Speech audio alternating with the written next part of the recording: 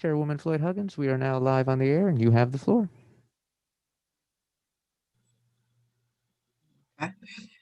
Good evening to all who are watching via YouTube or Zoom. We welcome you to the Pitt County Board of Commissioners March 1st meeting. And I call the meeting to order. Yes. Madam Clerk? Yes. Chairwoman Floyd Huggins? Yes. Vice Chair Fitzpatrick? Yes. Commissioner Albright? Here. Commissioner Colson? Here. Commissioner McLaughlin?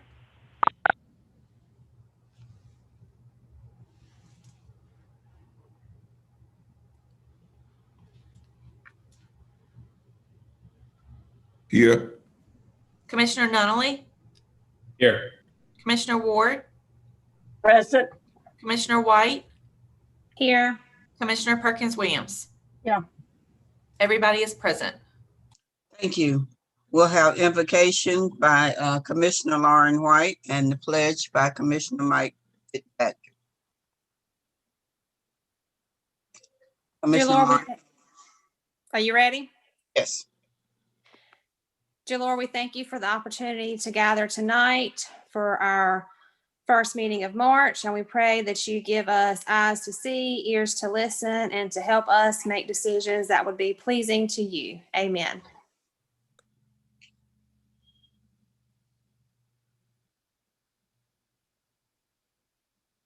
All right, please stand and face the flag. I pledge allegiance to the flag of the United States of America and to the republic for which it stands, one nation, under God, indivisible, with liberty and justice for all. Thank you. Now entertain a motion to approve the agenda. Motion to approve, Madam Chair. Second that motion. Okay, it's been moved in second, approval of the agenda. Madam Clerk? Chairwoman Floyd Huggins? Yes. Vice Chair Fitzpatrick? Yes. Commissioner Albright? Yes. Commissioner Colson? Yes. Commissioner McLaughlin? Yes. Commissioner Nunnally? Yes. Commissioner Ward? Yes. Commissioner White? Yes. Commissioner Perkins Williams? I'd like to pull the consent agenda minutes. I beg your pardon? Or you're approving the agenda, right? Yes, I we're in. had my hand up to say I wanted to pull it. That's usually where it goes. And I like to pull the item for decision minutes. Excuse me. Where does it go? When you get to that item on the consent agenda, when you get ready to adopt the consent agenda, you can make a request to pull it at that time, Commissioner Perkins Williams. That'd be the appropriate time to do it. Thank you. Haven't had to do that in a long time. Did you vote to, are you voting? Approved. Okay, Motion passes unanimously. thank you. Mr. Manager, we now have the public address to the board. Do we have anybody signed up? Yes, ma'am. We have one person who has provided a written statement, which I will read for you. I'll go ahead and say who it is, who it's from and the organization. It's signed by Mr. Calvin Henderson, the president of the Pitt County NAACP. It's dated March 1st, 2021. It's addressed to Deer County Manager Scott Elliott and the Pitt County Board of Commissioners. He says, I'm writing to you today regarding the efforts to relocate the Confederate monument that was removed from the Pitt County Courthouse.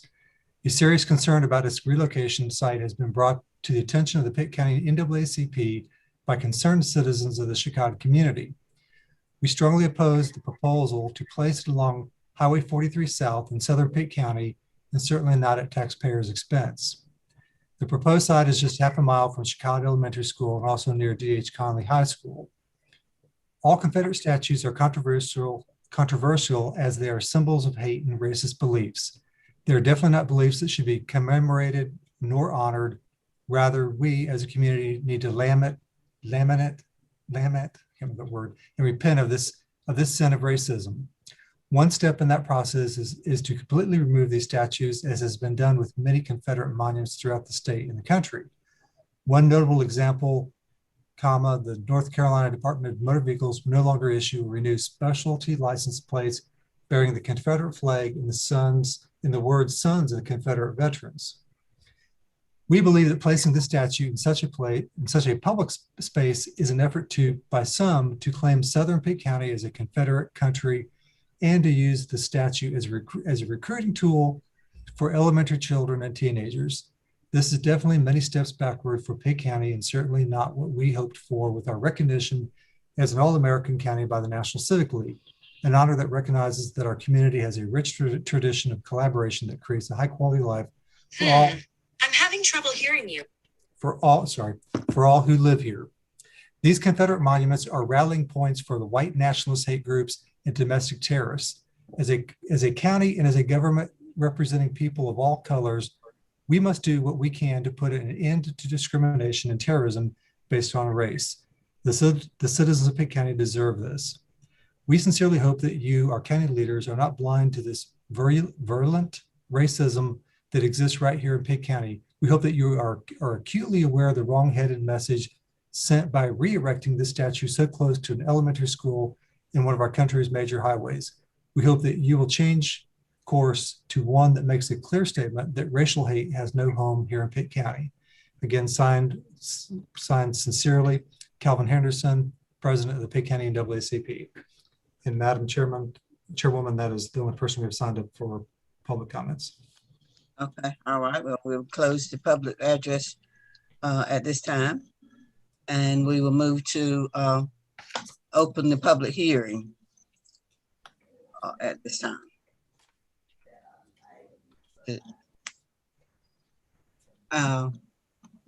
Kelly Andrews. Yes. Yes, good evening, Chairwoman Huggins and Commissioners. As publicized for this public hearing, the Pitt County Development Commission is asking for your consideration of the sale of the Indegreen Shell Building for $2,050,000 and an economic development incentive of up to $50,000 toward utility improvements. In consideration, the client will invest at least $5 million and create 150 to 200 jobs with an average salary of $100,000. The benefits to the public expected to be derived from this development project include the enhancement of the Pitt County tax base and creation of new jobs above the county's average salary. For the public hearing, you may wish to consider, and it is our recommendation, that you as the Board of Commissioners establish fair market value at $2 million and approve the purchase price of $2 million with no additional incentive.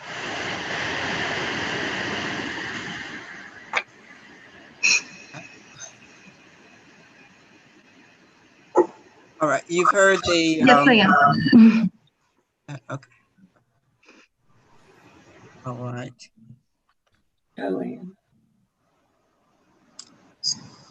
Thank you. Do we have any questions for Kelly? And I would just suggest, Madam Chair, that you first entertain if there anyone else to speak and then close your public hearing before you entertain questions. Okay. Mr. Manager, we don't have anybody signed up to speak for the public hearing on the Indegreen Shell Building. If not, I will close the public hearing. Madam Chairwoman, we do have two people who are on the call. One is John Van Kutren with the Overton Group, and then Lee Tingen. I think they're just both on here. He's an adjacent property, representing an adjacent property owner. I don't believe they wanted to speak, but just want to give them the opportunity if they did, since they are signed up. But we're just more in case there were questions about the proposed sale and transaction.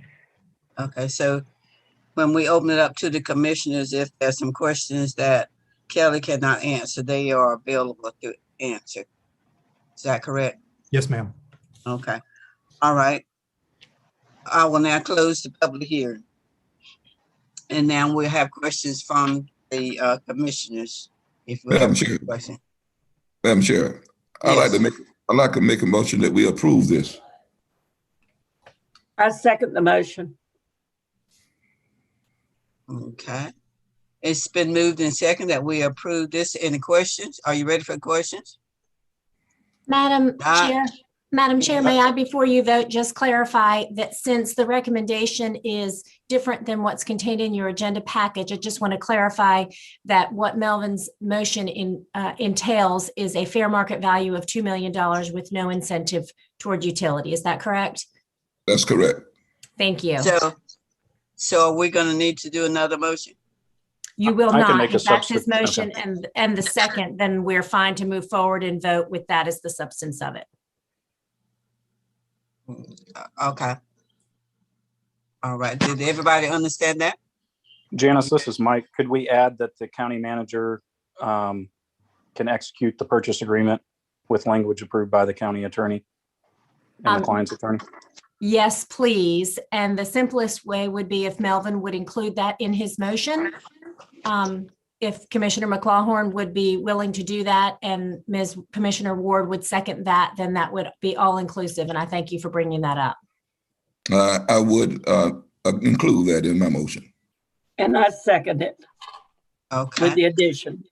All right. It's been included in the motion made by Commissioner McLaughlin and seconded by Commissioner Ward. So are you ready for the question? Madam Clerk?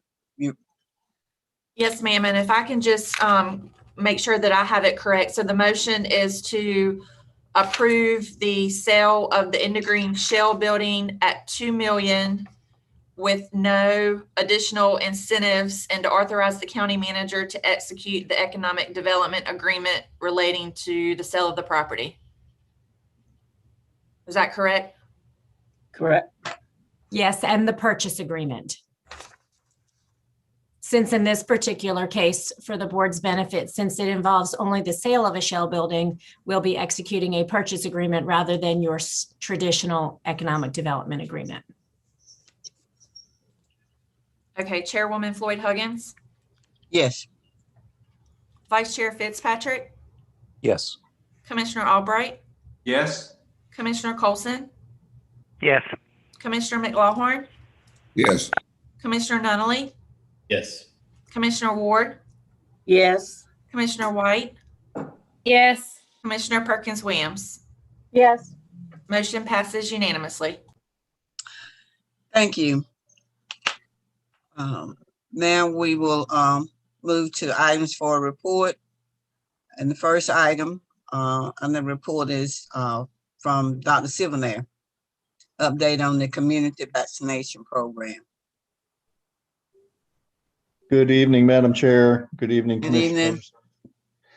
Commissioners. Let me share my screen with you.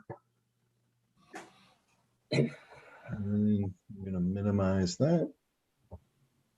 And there we go. All right. So actually may consider this some good news tonight. Want to start out first. I know I don't need to remind the commissioners to be COVID smart, but I know many people watch this this meeting on the various media outlets, and I do want to remind our community to continue to be COVID smart. Please stay home if you are sick. Stay home if you know you've been exposed to COVID-19. Wear your mask, wash or sanitize your hands frequently, wait 6 feet away from others. Again, distance is very effective at reducing the spread of this infection, and please avoid crowds or other large gatherings when able. Briefly review our data, the metrics that we follow or that I follow. This is where we were at your last Board of Commissioners meeting. We had 1,200 plus cases over the last 14 days, averaging about 91 cases per day. Our cases in the county were about 6.9 per thousand, so just under 7 per thousand. We had seen about 9% of our community infected. We estimated that 92% of our cases were recovered. We had accumulated to that date 76 deaths. Our case fatality rate was at 0.5, again at the low end of the range, and our percent of tests returning positive were 7.7. Move ahead a couple of weeks till today, and our active cases over the last 14 days are down almost 500 cases to 798 cases over the past 14 days.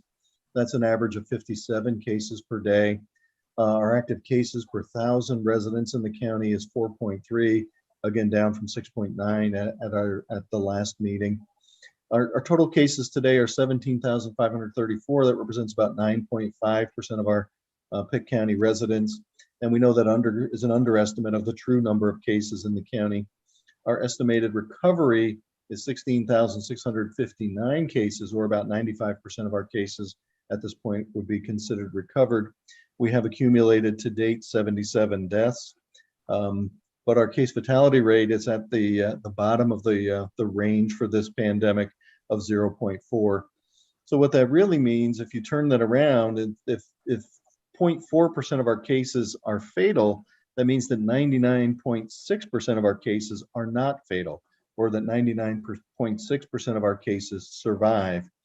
And today our percentage of tests returning positive is down below 6 at 5.9%. So I think those are all good numbers. Our data, our number of cases continues to decline. Our percent positivity continues to decline. Our percentage of cases we consider recovered continues to increase, and our case fatality rate remains low. I think that's all good news. Take a quick look at some of our vaccine operations, and then I know you all had some questions about equity issues in case distribution and vaccine distribution. I'm going to use the state website to review that with you. As far as vaccinations in the county, our vaccine supply has remained a challenge. We get our allotment in 3-week blocks, so that is a fixed cycle for 3 weeks. This is week 2 of that cycle.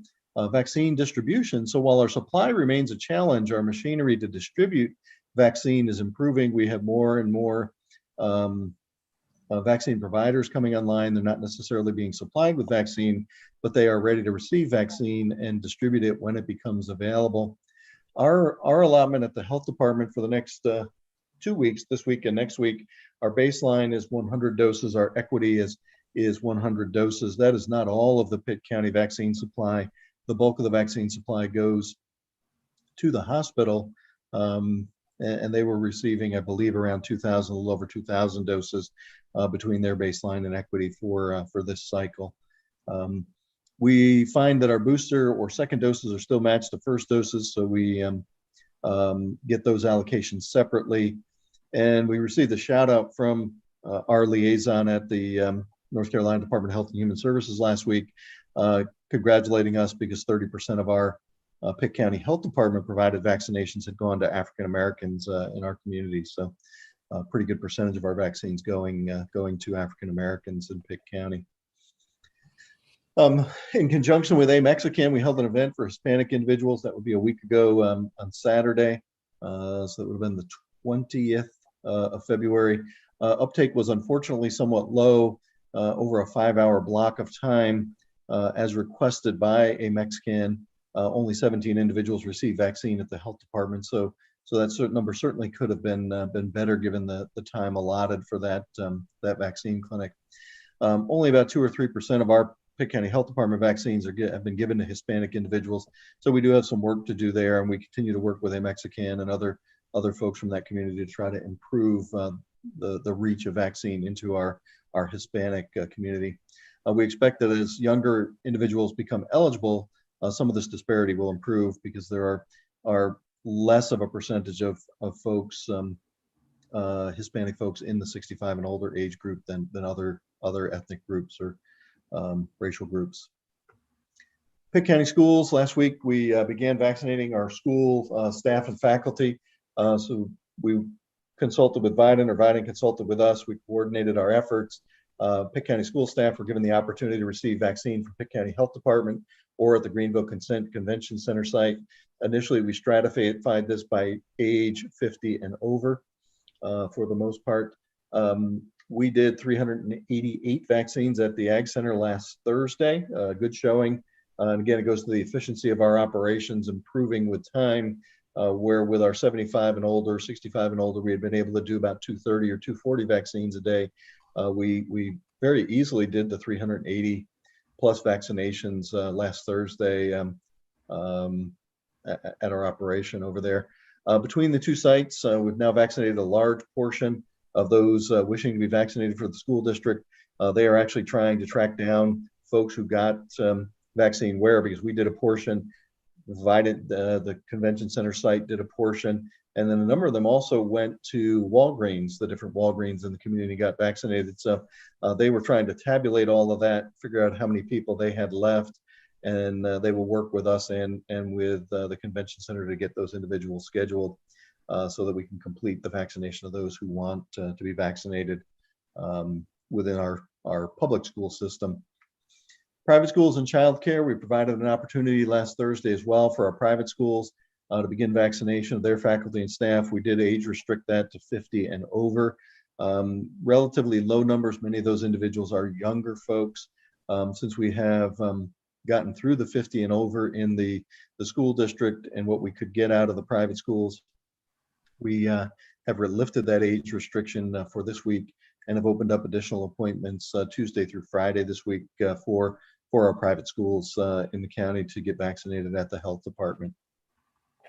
Let me stop sharing this and we'll move over. Does anybody have questions at this point?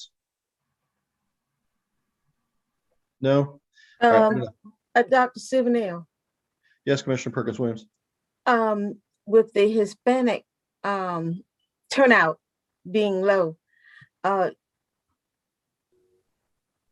there may be a concern about being a citizen or citizenship or something like that. Could you make a comment right here, because they may be listening? That might help. That we don't ask that question, do we? That's correct, Commissioner. We do not check for IDs. We do not check for citizenship or residency. They do not need to provide proof of where they live. They do not need to have an ID to come and be vaccinated. We do, and we think this may discriminate or discourage some of them. You know, we do have our county sheriffs provide traffic control for us in and out of our complex. And then we do have uniformed guardsmen on site. They're part of our support staff. They are not carrying weapons. Of course, our sheriff's officers do carry their service weapons, but the guard detail is not armed. But we wonder if that may serve as a discouragement to some those in our Hispanic community. We're looking at additional avenues to reach out to that group. There's a couple of churches that are predominantly Hispanic that we want to work with. Some of it is trying to coordinate that opportunity with vaccine supply, and it does get a little tricky because we have a certain timetable to get rid of our first doses, to administer our first doses. So we want to make sure that we're coordinating that activity with our doses. We do have the ability to request an allotment of vaccine for special events. It's likely that they would give us one special event and then provide us the boosters to back that event up. But again, we're in the process of coordinating that now, so I'll have more information on that going forward. But there is no ID required to get a vaccine. But they do have to call, is that correct or not? And is there a special number for them to call? Yes, they would schedule. We worked with the community group with AMEXCAN to get them scheduled. And so we provided them our scheduling template and let them fill the template with folks from the Latino community, from the Hispanic community, so that it was coordinated through our community partner. I do know that there are 3 Hispanic churches in this area in District 2. Mm-hmm. So I was just wondering, because there had been one question. Okay. Well, happy to speak with you offline about that if that would be helpful. And any other questions? I want to move on and show you some of the, as long as I still have time, Madam Chair, I want to show you some of the equity data from the state dashboard, if that's okay. Yes, okay. And let me bring that up. And you should see the state dashboard. And as usual, these things will need to load when you go to click on something, because they get tired or they go inactive when they sit. So This is the state, when you look at the dashboard, this is the case demographics. You can see that's lit up over here as the blue bar. This is showing right now the cases for the whole state. This breaks it out by race, by ethnicity, and then by age, and then by gender. So when we look at this across the state, whites are about 62% of cases, African Americans are 21% of cases, Asian or Pacific Islanders are 2% of cases, American Indian or Alaskan Native are 2% of cases. The 14% other are groups that are too small to break out separately. When we look at this on ethnicity, Hispanic versus non-Hispanic, 79% of cases are non-Hispanic, 21% of cases are Hispanic. And again, this is for the whole state, not for Pitt County. And then the age breakdown looks fairly similar to Pitt County, a little bit higher in the 75 and older age group across the state, 65 and older group. The two big groups where sort of the seat of the fire is, if you will, remain in that 25 to 49-year-old age group, that younger, healthy working population, and then in our college age group, 14 and 39% respectively across the state. On a male-female basis across the state, women are about 6 points ahead of men, so there's more females who've been infected than males. Let me show you the Pitt County numbers.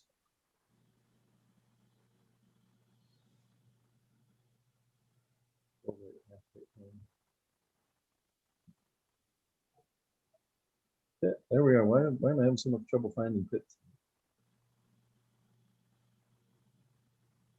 So here's our breakdown by county. And again, you can look at this by week too in the epidemic. The report that I get from NCEDS every week gives this graph in a form that's easier to read. If you're interested in seeing that graph from a weekly report, let me know and I can share that with you. In Pitt County, 65% of our cases are white, about 16% are African American. We do have 35 cases that are Asian or Pacific Islander, but as a percentage, that's so low that it's considered zero. And then we have 212, that seems to be wrong, 212 cases that are Native American or Alaskan Native, and that represents about 1% of our cases. When we look at this on an ethnic basis, 91% of our cases are non-Hispanic, about 9% of our cases are Hispanic in Pitt County. Suppressed means that the number was too low to report in terms of the state. And again, you can also look at that on a week-to-week basis across the chart. When we look at this by age, 75% of our cases are in that, 5% of our ages are in the 75 and older age group, but they account for more than half of our fatal cases. We still have not had a death, to my knowledge, below the age of 50 in Pitt County. So these three age brackets represent the deaths in Pitt County. Our load, we tend to be a little bit younger demographically than some other counties being a university town. 36% of our cases are in that young working group, the 25 to 49-year-old age group. 23% of our cases are in the 18 to 24% age group. What we have not seen is a bump in this with ECU resuming classes in January. Their numbers have been very, very low. They're running about 2 or 3% positivity in their testing. They've got a great surveillance plan in place, and that really does seem to be working well at the university. Our cases by gender, women actually outpace men in Pitt County by about 12 points, so 56% to 44% here in Pitt County. Not sure why that is, but that's the breakdown by gender. We can look at this by deaths, and I've actually got to talk to the state about the death breakdown. They're showing a large number of suppressed, and I don't know why, because when we put these in, when we validate deaths in NCEDS, we try to put in all the demographic data. So I'm not sure why so much is suppressed. Not counting the 32 deaths that are suppressed, African Americans and whites are about even in deaths, 21 to 22. So as a percentage, 29% white to 28% African American. Our total deaths in non-Hispanic are 57%. And there's, again, a number suppressed, and I don't understand why that is. So I do have to talk to someone at the state about that. This is our total deaths by age group. And again, from the 50 to 64, only 8% of our deaths. Right now, about 32% of our deaths are over the age of 75. 18% are in that 14. And I don't know why this number would be suppressed for age. I don't know if that's a glitch or what it is. And then gender, more women have died than men, not counting the suppressed number of cases. And again, I just don't have an explanation for those 32 suppressed cases. So I've got to talk to the state about that. I do apologize for not having an answer for that for you tonight. Does anybody have a question about case or death demographics before I move on? Is there an age group that cannot catch the COVID? I was out assisting a group of trying to get tested, and they said, I can't catch it. Would you kindly say that loud and clear, please? Is there an age group that cannot catch it? As far as we know, Commissioner, people of any age, a person of any age is susceptible to COVID unless they've either had the disease or been vaccinated for the disease. There's no age protection in COVID that we are aware of. Younger individuals, the K through 5 age group, children under the age of 10, are less likely to transmit it, especially in the very younger age groups, but they're still susceptible. So there is no age below or above which someone is immune by age. If they had caught the COVID and survived, does it mean they cannot get it again? The official position from the state, and I would agree with this, is that reinfection is rare, but it does occur. There are some difficulties in determining reinfection. One of those is that people can be persistently positive on PCR for at least 3 months and perhaps longer. So we just, some of these folks that are, maybe they're 3.5 months and they have some sort of respiratory symptoms and they get a COVID test. Does that truly represent reinfection, or is that still lingering from their original infection? So reinfection probably does happen, but it is also probably rare. I just wanted you to say it. Yes, ma'am. Any other questions, folks? All right, I'm going to move on. Let me show you some of the vaccine breakdown here. Again, I think there's some good news in the vaccinations tab. So again, if you go to the dashboard, click on the vaccination tab, this will bring up, these are the total numbers for the state.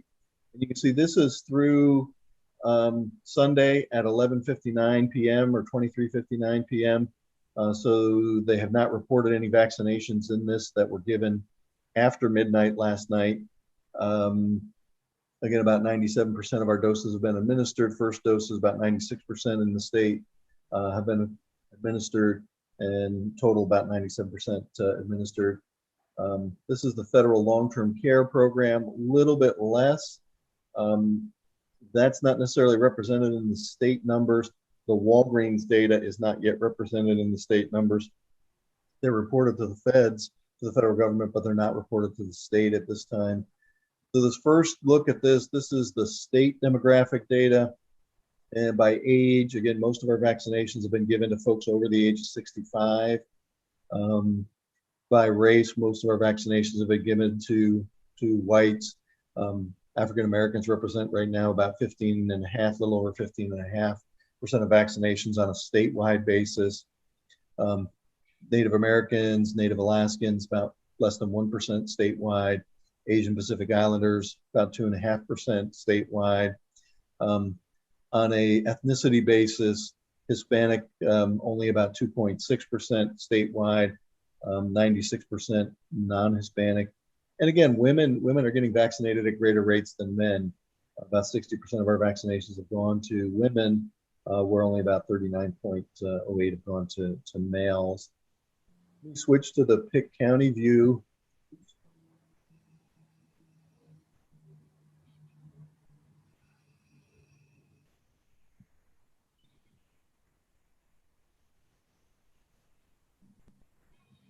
And so in Pitt County, we're doing better with our African American community. We know internally in our health department data, we're at about 30%, maybe just a hair over 30%. When you put us together with Vidant, with the other entities in the county, that percentage comes down a little bit. But we're just shy of 25% of vaccines in Pitt County have gone to African Americans, still underrepresented by about 5 or 6 points compared to how that stratifies out in the general population of the county. But better than the state has done. Our Asian Pacific Islander, about 2.5%. Native Americans, Native Alaskans, about 0.3%. Again, for us, age-wise, we've got our largest group is the 65 and older. And then we have hit a fair number of our healthcare workers and first responders in that 25 to 49-year-old group, sort of that young working age age group again. When we look at this by ethnicity, 96.8% of our vaccine has gone to non-Hispanics. Only about 2.26 has gone to Hispanics. And again, in Pitt County, women are still getting vaccinated at greater rates than men. Not sure why that is, 61% to 38%. And when you look at the state map and you look at the darker green, that's sort of almost an olive drab sort of color. When you look at Pitt County, this is some of the good news out there. In spite of the challenges with supply and in spite of the challenges with distribution and scheduling, in total, we've given 46,382 doses across all providers in the county, not including Walgreens, not including the long-term care facilities that are being done through the federal programs. 14.82, almost 15% of our county population has received its first dose, and 10%, almost 11%, 10.85% of our county population is fully vaccinated. And I won't tell you that we have COVID on the run, but I will tell you that we are gaining on it. With the falling numbers and the rising numbers of vaccinations, for the first time in this, I feel like we are gaining on this enemy, and eventually we will overtake this enemy. So I think I want to end there and take your questions. Well, excuse me. Well, Dr. Silvernail, that is certainly good news to hear, but it does not mean that we can stop being COVID smart, as you said. So we need to continue doing that. I do want to ask you, do you know whether or not North Carolina will get some of the Johnson & Johnson vaccine? We are going to receive the Johnson & Johnson vaccine. It's also known as Janssen, but the J&J vaccine or Johnson & Johnson vaccine is coming. I believe the state is going to get something on the order of 80,000 doses. Some of those will come to Pitt County. I do not have a firm number in writing yet. And they will likely, the majority of those, like other vaccines, will likely go into the Vidant system, into the hospital for distribution through the convention center. Exactly what groups those will be recommended for remains a little bit cloudy at this time. I think this is a great vaccine to give to the younger and healthier folks. The published efficacy in terms of preventing severe COVID is 85%, where the Pfizer and Moderna are about 95%. So slightly less efficacious in terms of preventing severe disease, but in terms of preventing deaths and hospitalizations, no one in the trials died of COVID or was hospitalized, as far as I know, from COVID. So very, very high efficacy in preventing death and hospitalizations, but some people still may get infected and have a more severe infection, but it's a smaller percentage difference. So I think if you looked at where is the fire burning, that's that 18 to 24 and 25 to 49-year-old age group, sort of the young adults. They're also at less risk from dying from COVID. I think that's a great place to put this vaccine. I don't know if the state will agree with me. It also, in terms of vaccinating different employee groups, helps to streamline our operations because we only need to make one trip to that employer or to that facility to do those vaccinations. So from my perspective, I think that's a great place to put that vaccine, but we'll see if the state agrees with me. All right, thank you. Any more questions for Dr. Silvernail? Madam If Chair, Yes. one quick question for Dr. Silvernail. Dr. Silvernail, can you hear me? Yes, I can. Yes. Okay, I've been asked about the church gathering I understand the governor new mandate issue now was 25 inside the church compared to 10 prior to the new issuance. Is that your understanding? What is your understanding about church gathering inside? You know, Commissioner, I thought that the churches had been taken out earlier in this as a First Amendment issue, that they were free to worship as they chose. Madam That is Attorney, correct. is that correct? Yes. Yeah, yes, that is correct, Dr. Silvernail. That early on there was litigation that exempted the churches from those indoor gathering restrictions as long as they were meeting for religious purposes. Thank you very much. You're welcome, Commissioner. Okay. Well, I don't see any more hands. So thank you, Dr. Silvernail. You're welcome, Madam Chair. Have a good evening. Oh, you too. We will now move to the second item, the NC 43 land use plan update, James Rose.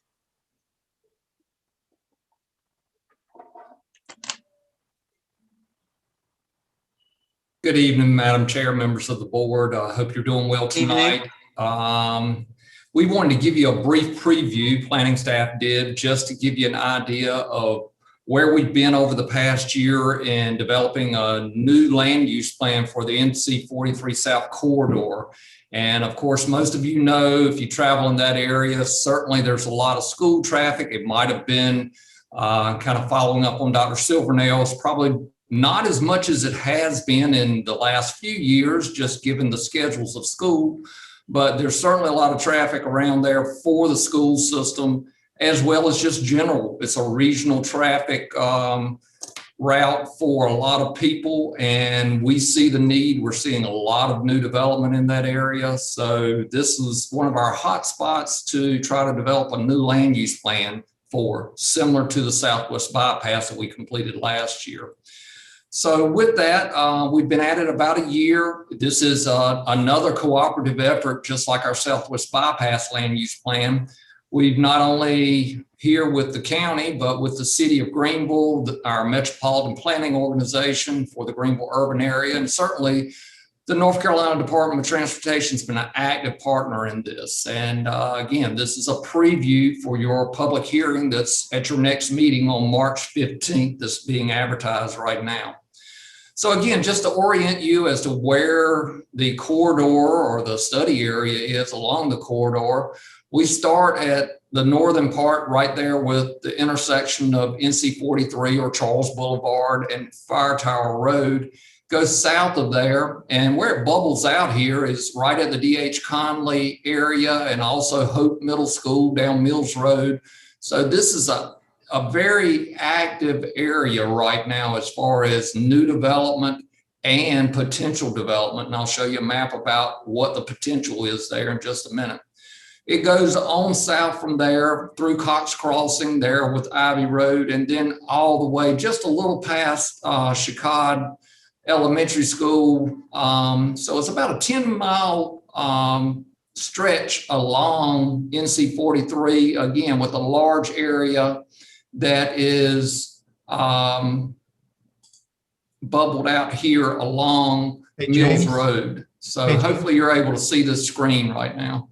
James, your screen is frozen. I think the PIO office is trying to, you're still stuck on your title screen, so they can't see anything you're displaying right now.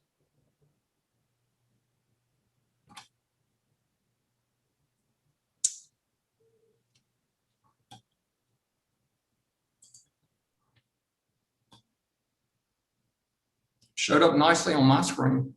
Hold on just a second.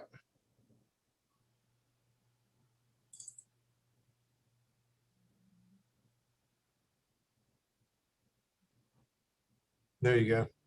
Okay.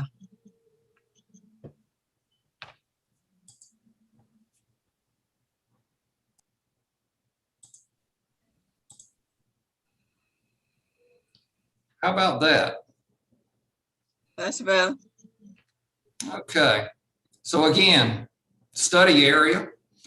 Going from Charles Boulevard, its intersection with Fire Tower Road, all the way down to Chicod, again, bubble out area right around Hollywood's Crossroads near D.H. Conley, and going down to this area. The area shaded here at the far eastern edge is the area that's been recently annexed by the city of Greenville, along with the small area right there at Cox Crossing.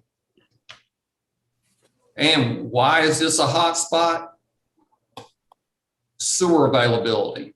It may not be exactly feeding this whole area currently, but I can tell you there is a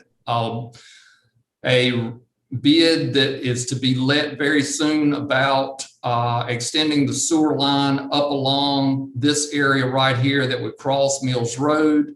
The existing pump station, of course, the county was involved with that. Sewer extension down to Chicod Elementary.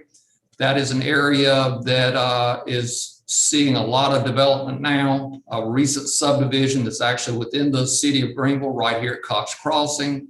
I mentioned earlier the newly annexed area here just to the west of Hope Middle School is also will be served by sewer at some time in the near future. So we're expecting a lot of new development right here in this Hollywood Crossroads area.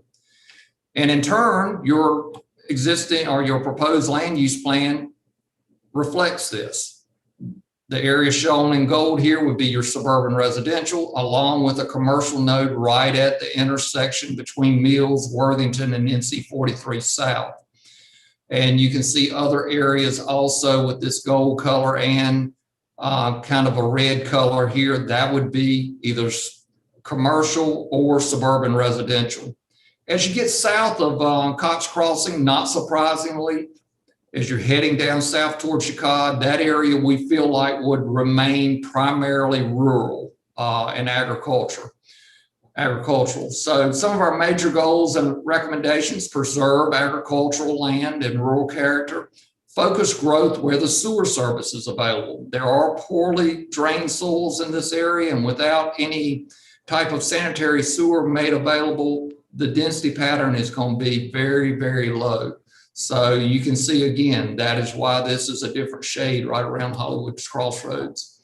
Foster a suburban commercial node right at Hollywood Crossroads, and encourage conservation subdivisions, especially in areas where we've got floodplain areas, as well as some other wetlands or other areas that might need some type of protection. There are several other goals and objectives that we'll certainly talk more about, but one big question from a lot of the people that were with us throughout the presentation in the development of the plan would be the stormwater requirements. And that's gotten a lot of attention as far as how the stormwater could be treated in that area. So again, we've had a working group that helped develop this over the past year or so. That group met for the 4th time, their final meeting on January 27th, and they concurred with the adoption of the plan. The planning board has also held a public hearing already at their February meeting, and they also unanimously have recommended this for approval. So we'll be bringing that before you at your March 15th meeting at 6 o'clock. A lot of good information on our webpage here. Anyone that has questions, welcome to either go online to that site or certainly call our office, and we'll be glad to spend some time with people that may have questions. And we've got a large distribution list that we'll continue to keep engaged as we move toward the public hearing in a couple of weeks. So with that, Madam Chair, that's just our brief presentation for tonight. Welcome any questions you might have. Okay. Are there any questions for James? I can't see the hands, so.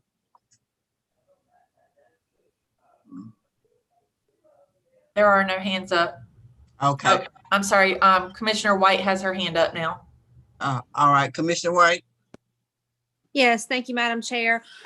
James, a quick question. I know you mentioned GUC and the sewer. Has Greenville Utilities reached agreements with all the landowners that would affect as of yet? Commissioner White, certainly they'll need to make sure that they've got agreements as far as running that sewer main along certain properties. So whether they've acquired that yet or not, I'm not sure. I do know that they plan to go out for bids on that first trunk line within the next month or so. So I know they have been reaching out to some of the affected property owners. Okay, thank you. Mm-hmm. If there are no other questions, thank you, James, for the update, and we look forward to the public hearing. Thank you, Madam Chair.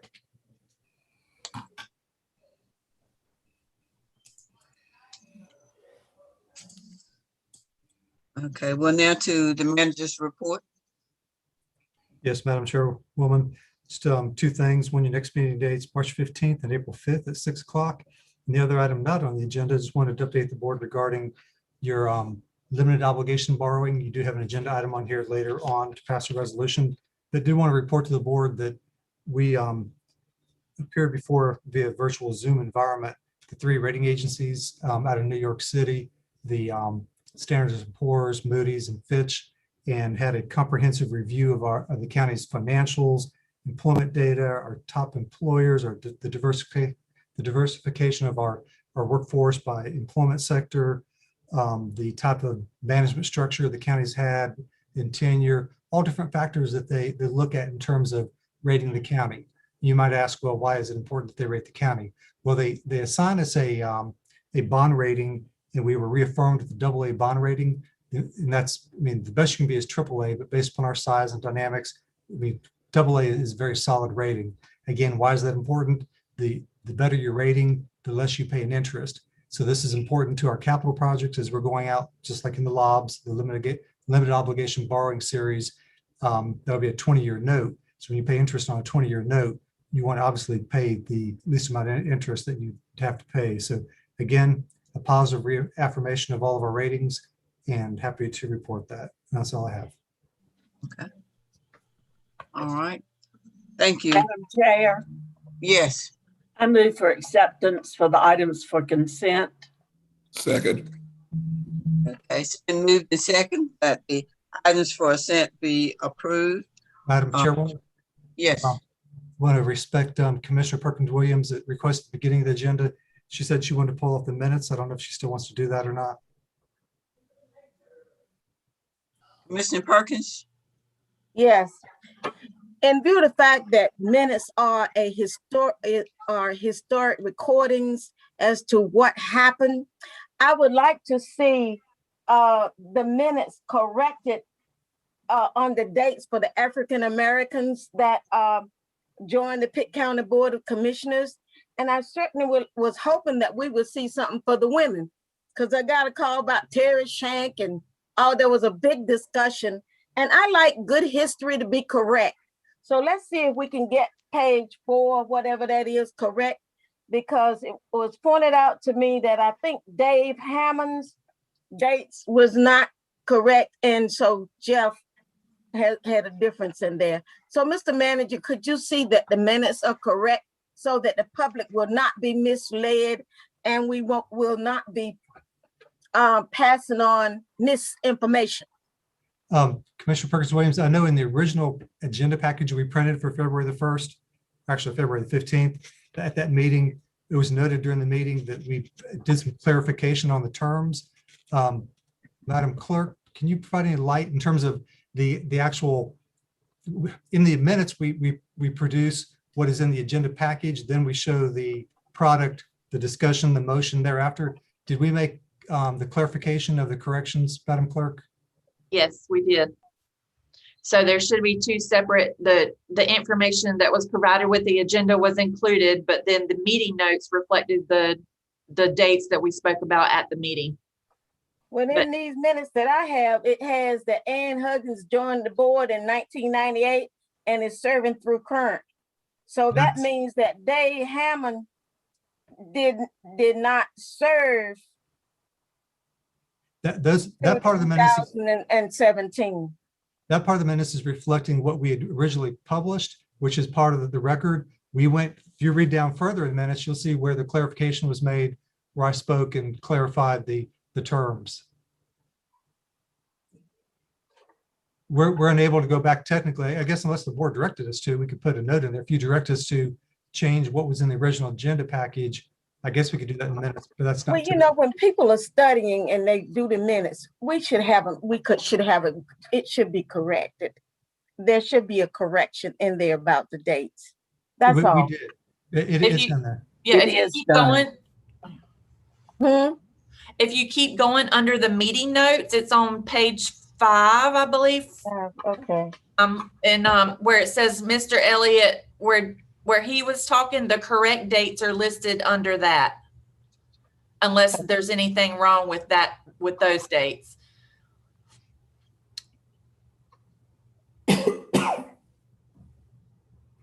I didn't see that correction.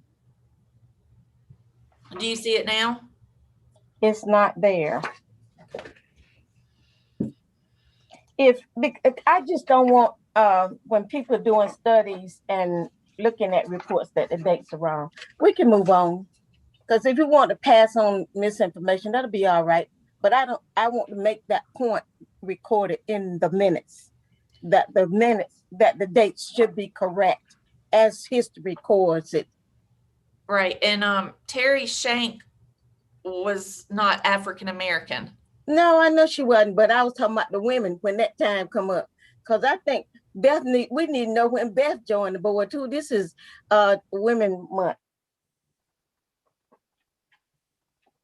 Okay.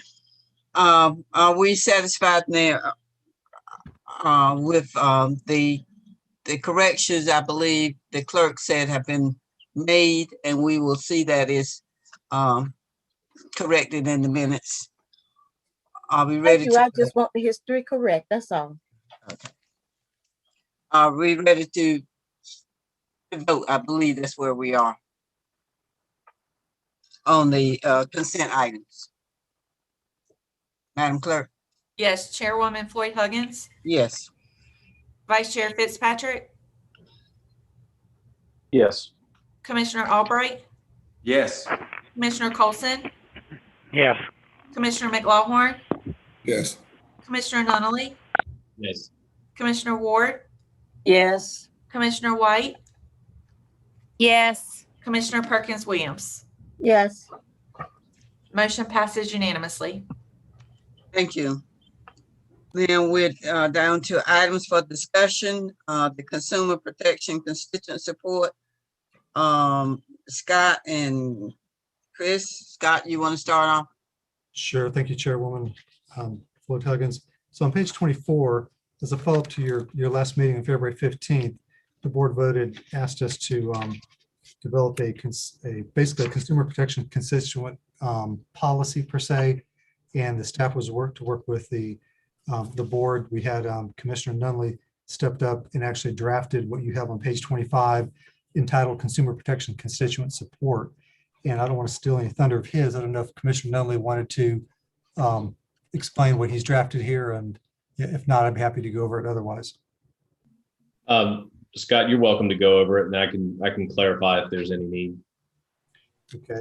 So basically on this would basically be a policy of the county in a broad stroke sense. If a person has a consumer complaint with an entity, whether it's a private company, corporation, whether it's an agency of county government or state government or anything, and they have contacted them and have not received a response within 30 days, what this policy would do is, out of the manager's office, either under the chairwoman's signature, chairperson, chairman, woman, and or manager, however the board would want, a follow-up letter would be issued basically acknowledging the person's complaint, not necessarily agreeing that what is being alleged is true or false, but just saying that a response has not been received, and basically asking the entity to respond. So it hopefully, kind of like in a congressional office, whether a senator or representative, whether on state or national level,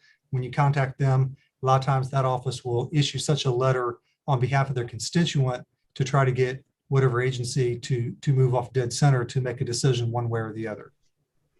Commissioner Nunley, I'll let you fill in any blanks I may miss there. No, that Manager Elliott, that I think that states it more succinctly than I ever would. So Okay.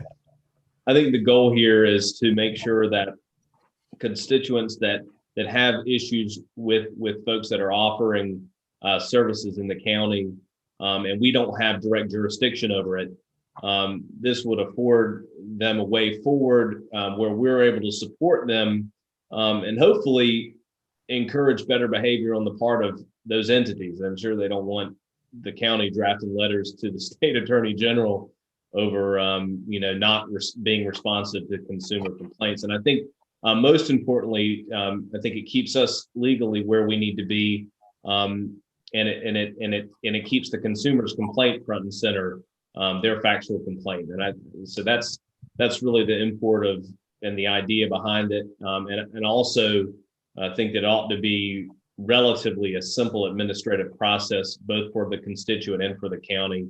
It ought not to be a heavy lift that make this happen. This is really time-based. If there's been a filing of a complaint, 30 days has elapsed and there hasn't been a remediation of it or a response, then we send a letter. So pretty cut and dry. So it ought not to hurt the constituent, and it ought not to hurt the county. So that's, I'll leave it at that. Are there any questions? Madam Chair, may I add to that as well? Yes, please. My understanding of the policy as written, and I think as potentially confirmed by Commissioner Nunley, is that this is not, this is only if a complaint has been made to a government body holding jurisdiction or oversight over that service or product at issue. So this is not open to a complaint against any entity that a consumer may have. So if an individual has an issue with the person cutting their grass and they send a letter, the county's not going to follow up on that. This is for concerns for businesses that are regulated by a governmental entity, and in particular, through the Attorney General's office, Consumer Protection Division. And so a link to that pathway for the complaint would be provided on the county website as part of this policy. And then if there wasn't an acknowledgement there, it would be that administrative letter of support. Just wanted to clarify the scope of the county's involvement. Thank you, Madam Attorney. Do we have any question? Yes, Mayor. Either Nunley or Janice, the attorney, can answer. Where is it that if the constituents or citizen may create a resolution or a circulate a resolution, not a resolution. I'm trying to think of the name of the thing, the document that where they sign. Petition? That they are, Petition? Yes. Petition, citizen petition. That's what thank you, County Manager Scott Elliott. Does that fall outside of the realm of this? Because that is a privilege that they still can do, correct? So I think that might have been part of my clarification, Commissioner Perkins Williams, that this is if there is a complaint made to a governmental body. So if that petition or those multiple signatures were submitted to a complaint to the Attorney General's office on a consumer protection issue, then yes, it would be incorporated within that. But if it were not a business that were regulated by a governmental entity, then this would not be a process whereby a letter would be issued in response to a citizen petition. And okay. I'll defer to the manager or Commissioner Nunley if they feel differently. Madam Attorney, I think that, well, that's correct, because we're not a judicial body and we're not a fact-finding body on these cases. So this keeps us where we are, in supporting of the constituent, the swift resolution of the complaints and supporting that swift resolution and not getting, I guess, out of our lane in that. I just didn't want their rights to do a petition to be passed. Everybody's worried about rights these days. So I just wanted to raise that. Any other questions? So, Mr. Manager, this is a draft. So are we, So I would recommend if the board is inclined to pass it, to let us to make a motion to do that and let us codify it into our format of how we have policies or administrative procedures and bring it back. I don't know, Janice, do you have any other thoughts on that in terms of format? I don't think there's any need if the board wants to think about this or discuss it further, there's no action that needs to be taken. If the board is ready to adopt this policy, I don't think it needs to come back. The substance of the policy is written in there, and then it would be an administrative task to add it to the policies and procedures manual as written, and we would just reformat it to fit that book. Okay. okay. Well, if you choose to act on it tonight, I will entertain a motion. Madam Chair, I'll make the motion, Madam Chair. This is Commissioner Nunley, that we adopt the policy. Okay. This motion has been made. A second. Okay, it's been moved and second that we direct the attorney and staff to bring this back in the proper form as a document. I believe is that the idea? I don't believe it needs to be brought back. I think if you vote on this motion, the policy is approved. Yes. Yes, not brought back, but to be put in as a policy. Correct. Okay. Madam Clerk. Yes, We had a second. Yes. Chairwoman Floyd Huggins, Yes. Vice Chair Fitzpatrick, Yes.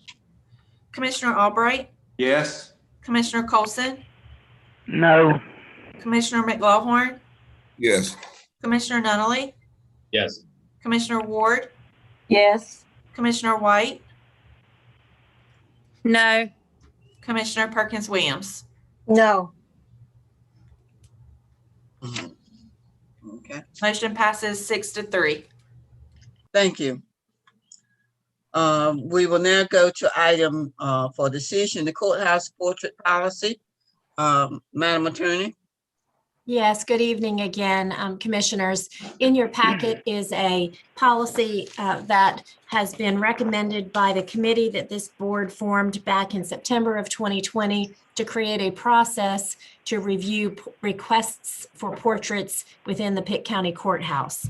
I'm happy to entertain any questions you may have about that policy, and then the chair may entertain a motion if you wish to approve that policy, and if so, the policy as prepared would be added into the administrative policies and procedures manual for the county.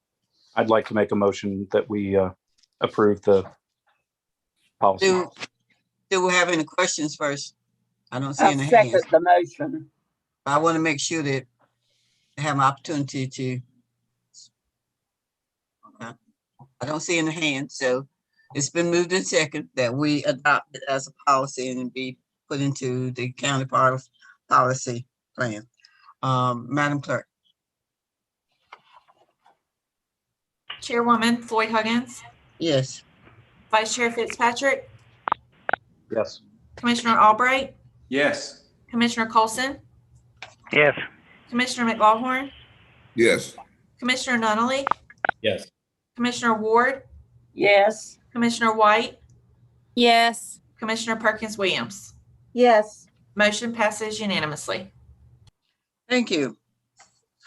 The second item is resolution authorizing the sale and issuance of limited obligation bond. I believe that's Brian. Good evening. Can you hear me okay? Yes. Oh, great. Good evening, Chairwoman Floyd Huggins and Board of Commissioners. Tonight, we bring forth for you the resolution authorizing the sale and issuance of our limited obligation bonds and the execution of the documents that go along with them. As you may recall, at our first February meeting, we held a public hearing and passed a preliminary resolution to the issuance of our limited obligation bonds to finance capital projects. We are looking to issue these on two separate bonds, a 2021A, which is taxable, which is going to cover the Warren Farm property and the refunding of our 2012 certificate of participation bonds. And then our second set of bonds is our 2021B, which is going to be tax exempt. These bonds are going to cover the cost of the A.G. Cox Middle School, our solid waste compactor, the refunding of our 2010 limited obligation bonds, and the refinancing of our 2012 energy savings program, and the animal shelter from 2018. The resolution is stated as approving and authorizing the execution and delivery of a master trust agreement, a first supplemental trust agreement, a deed of trust of certain related documents in connection with the refinancing of certain capital projects and the refinancing of certain outstanding indebtedness to the county. If there's any questions about any of the documents, I'll be more than glad to answer.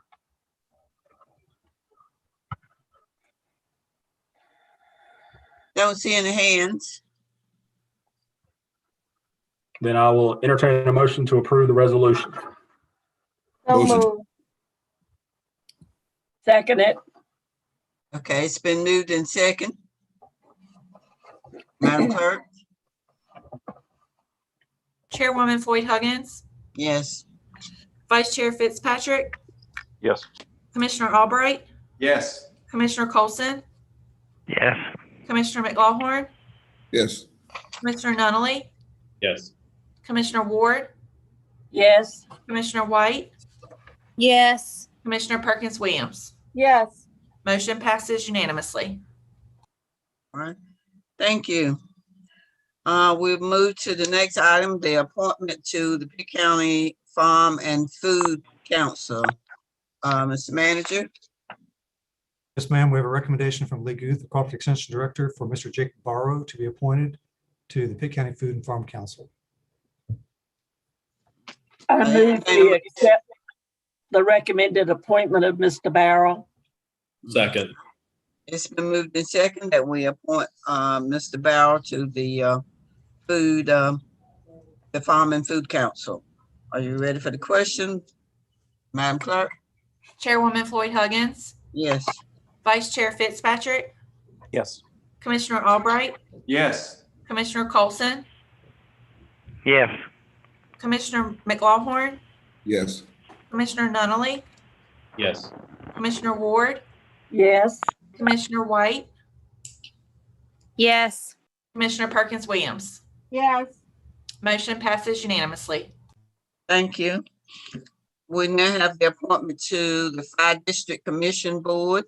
Mr. Manager?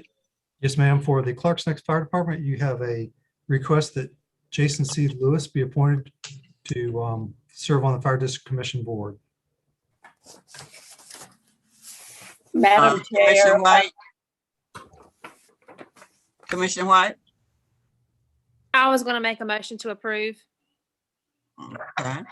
I second the motion. It's been moved in second that Mr. Squires Charles be appointed to the Clark Neck Fire Department. I'm sorry. Actually, John Lewis. Jason C. Lewis. Jason C. Lewis. Okay, J.C. Lewis be appointed to replace Mr. Squires. Yes. Correct. Yes, to the First District Commission Board, Clark Neck Department, I believe. Madam Clerk? Chairwoman Floyd Huggins, Yes. Vice Chair Fitzpatrick, Yes. Commissioner Albright, Yes. Commissioner Colson, Yes. Commissioner McLaughlin, Yes. Commissioner Nunley, Yes. Commissioner Ward, Yes. Commissioner White, Yes. Commissioner Perkins Williams. Yes. Motion passes unanimously. All right, the last one, appointment to the Local Fireman Relief Fund. Mr. Manager? Yes, ma'am. This is again the Clarks Neck Fire Department, and they're requesting that Jason C. Lewis and Rob Cohen be appointed on this relief fund. This is compared to the Fire District Commission you just dealt with, so this is a different venue per se, board. Okay. Commissioner White, I see your hand. Yes, ma'am. Motion to approve. Okay. I second. Okay, it's been moved in second. Madam Clerk? Chairwoman Floyd Huggins, Yes. Vice Chair Fitzpatrick, Yes. Commissioner Albright, Yes. Commissioner Colson, Yes. Commissioner Nunley, Yes. Commissioner McLaughlin, Yes. Commissioner Ward, Yes. Commissioner White, Yes. Commissioner Perkins Williams. Yes. Motion passes unanimously. All right, thank you. I believe we're down to commissioner comments and committee reports. Commissioner Perkins Williams. Do you have any comments? No. Okay, thank you. Commissioner Ward, No comment. Commissioner Albright, No comment. Commissioner McLaughlin, No comment. Commissioner Fitzpatrick, No comment. Wilson, Commissioner Colson. No comment. Okay. Did I get everybody? Commissioner Nunley?